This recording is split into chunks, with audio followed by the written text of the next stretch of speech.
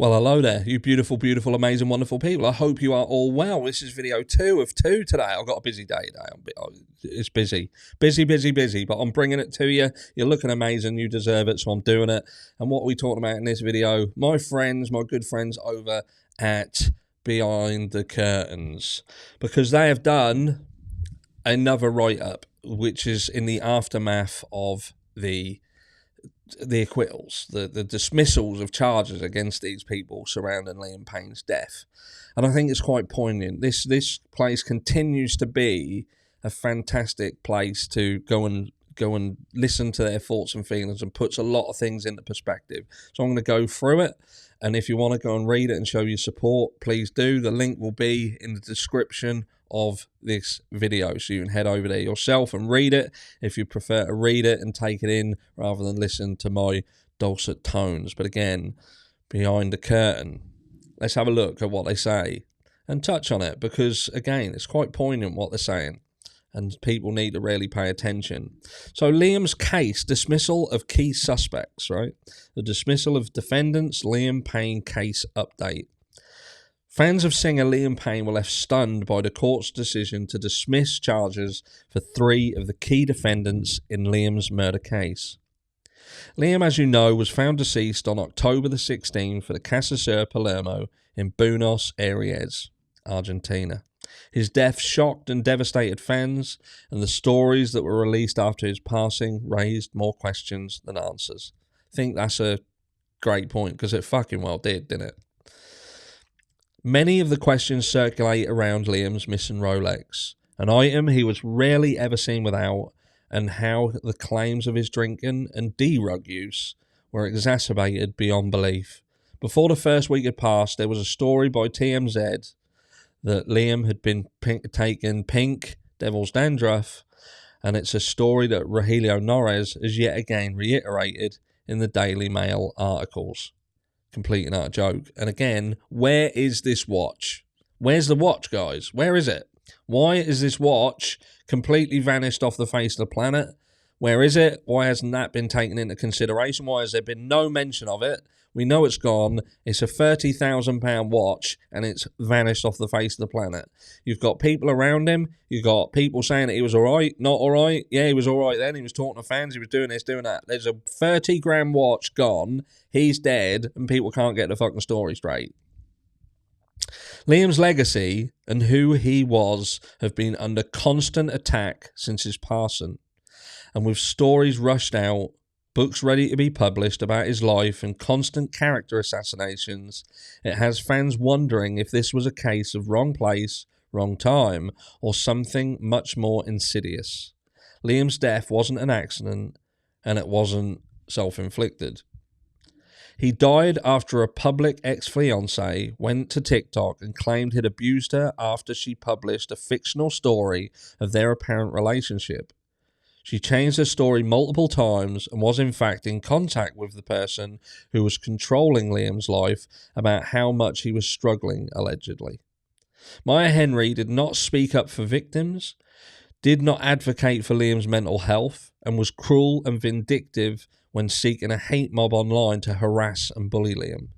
That's it. You can't claim that you care about someone and that you're well versed in their struggles and the things that they, you know, that we're going through, and act like you're a caring person while simultaneously you were trying to cause a fucking witch hunt online that Liam had been open about the effects of that previously and how dark a place that had put him into. Just being attacked and attacked and attacked and attacked. You're right at the front of that mob with the biggest pitchfork of them all. It just don't really work, does it? To say that you're a type of person when you act a different way. Liam lost many, many fans over the allegations and was bullied relentlessly online, to the point that he no longer had a mobile phone because he didn't want to be tempted to check on his social media.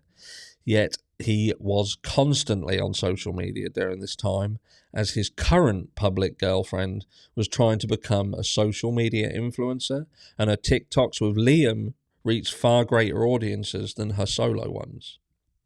Liam therefore was isolated and alone when Kate left Argentina, as she was one of the people who was part of his care team, along with one of the defendants who was dismissed, Roger Norris. Rogelio Norris, an Argentinian businessman, met Liam Payne at a party held by a public friend of Liam's, Edward Enninful, who was the British director of Vogue and was a friend of Maya Henry as well. Roger claimed that he didn't know Liam was drinking or taking the devil's dandruff, yet there are text messages that prove he in fact did know and at times facilitated the delivery of the D-Rugs to Liam.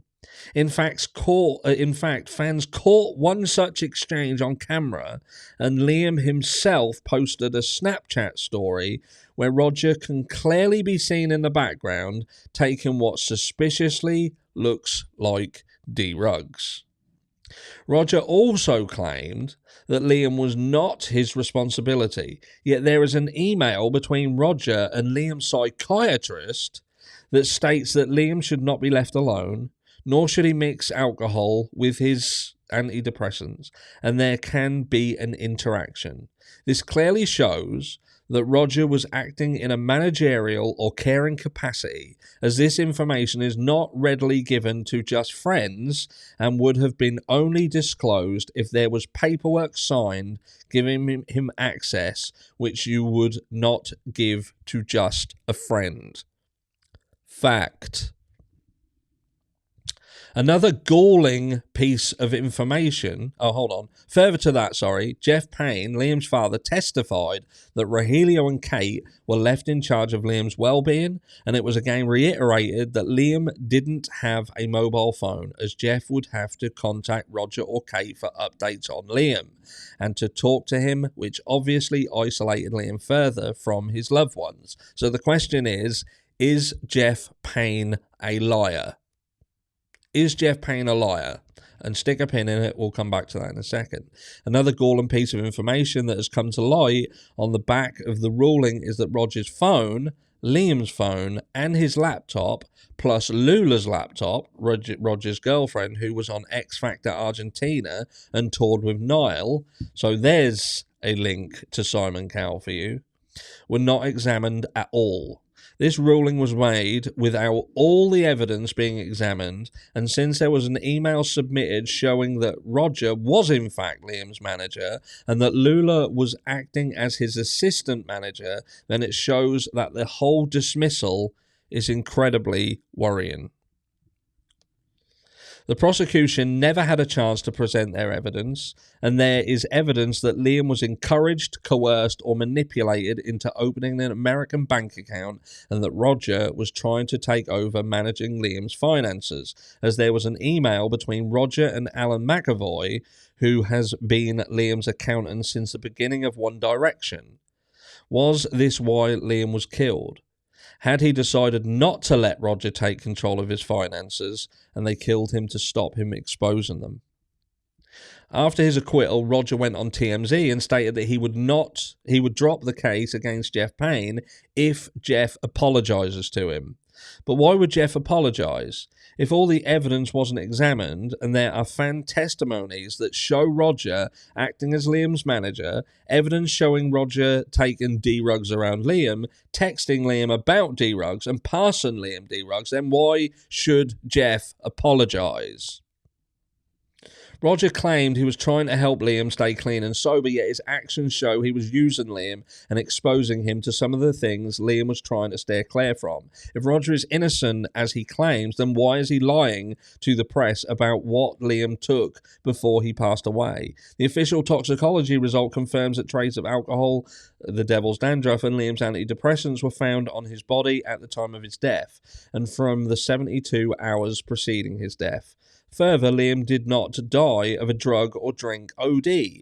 His cause of death was polytrauma to the skull, allegedly from a fall, but the fall doesn't explain the 25 other injuries he sustained or why his body was moved around when it was found. Another pressing concern is that Roger is claiming that Liam had a threesome with escorts before he died, but one thing Liam was never known was a cheater. He was never known as a cheater. Nobody has called him out on that. He was faithful to his partner, and if he was engaging in threesomes while allegedly still in a relationship with Kate Cassidy, then their stories don't add up either. Kate claims Liam wanted to marry her and that he was fine, and when she left Argentina 4 days prior to his passing with his credit cards and suitcases, so how did he fall so far off the rails? Great question. Another baffling thing about this case is the fact that Roger looked at 2 rooms in the Casa Sur in September, one on the first floor and one on the third, yet picked the third floor as the suite Liam was to stay in. This is concerning because Liam was also booked at the Hyatt Hotel and an Airbnb was also booked for the same stay. So why were there so many places booked? Why did Roger personally book the Casa Sur Hotel? And why is Liam's case so similar to the case of Emily Rodriguez, a Brazilian model who also died in Argentina, a case that I recently covered? Emily fell over a balcony from the 6th floor after a 911 call where she was telling the call handler that someone injected her with something. Emily's skull did not show any injury despite her fall, yet her pelvis, knees, groin and arms showed injuries. The lawyer defending the alleged perpetrator was the same lawyer who took over Rogelio Norris's defense and is also the brother of the Argentinian Minister for Justice. Roger's lawyer, Rafael Cuneo Liberona, is the brother of Mariano Cuneo Liberona, who, as mentioned above, is the Argentinian Minister for Justice. But what's interesting is the judge in the case who ruled that Laura Bruniard had to take the case even when she tried to remove herself from the case is friends with Mariano.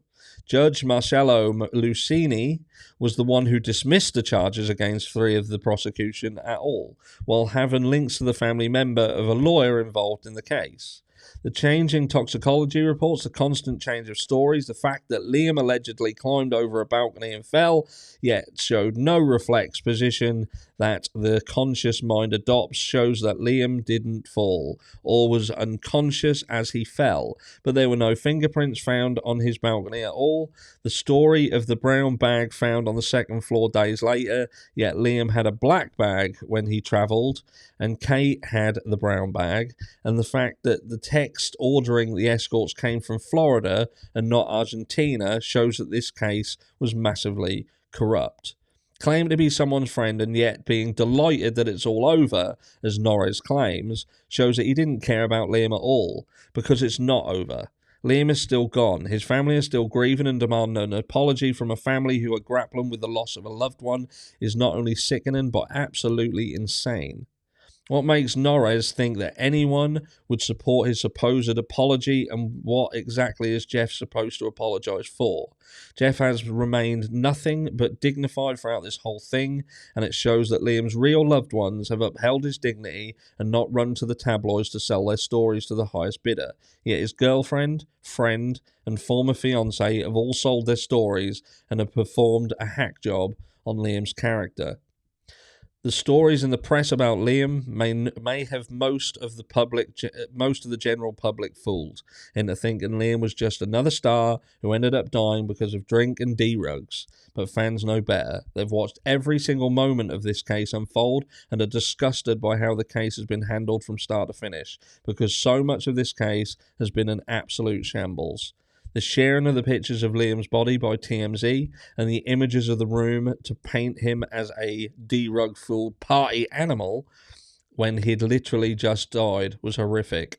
The fact that his own sister and best friends found out online through a Google alert is abhorrent.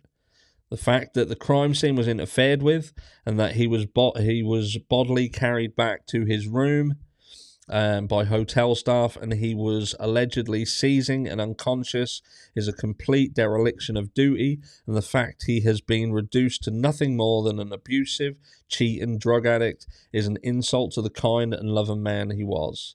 Liam is more than your narratives and deserves better treatment from the press and those on social media. He was a person with a family, with loved ones who are now navigating a world without him because he was taken from in the cruelest manner possible. We all know the media rarely show compassion, but these stories feel targeted, and because of his fans won't stop their fight for justice. Liam will not be forgotten, and he will be remembered as a kind, empathetic, and loving soul.